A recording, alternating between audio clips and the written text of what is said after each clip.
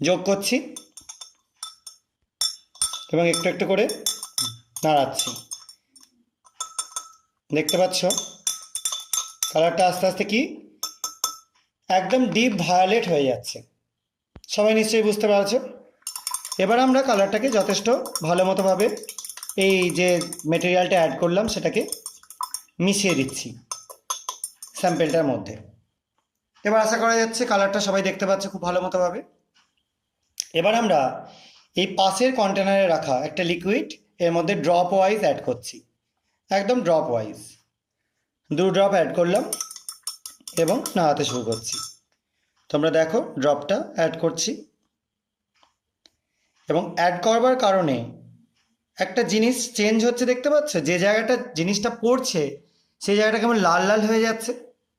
আশা করা যায় তোমরা বুঝতে পারছো না। এবার আমি একটু বিকারটাকে ঘুরিয়ে দিচ্ছি যাতে তোমাদের দেখাতে সুবিধা হয়।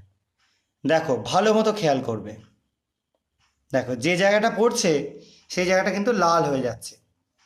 আর ওপরে একটা দিকটা দেখতে পাচ্ছ একটু হালকা সবুজ মতো কালার চলে আসছে। আবার আমি এটাকে সেক করে দিলাম, করে দিলাম, নাড়িয়ে দিলাম স্টারার দিয়ে।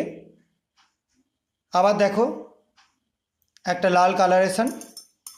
এবার দেখো কালারটা কি হয়ে গেল, গ্রিন হয়ে গেল। খুব অদ্ভুত রকম চেঞ্জ। আমরা আবার ড্রপ ওয়াইজ সেই মেটেরিয়ালটা অ্যাড করছি।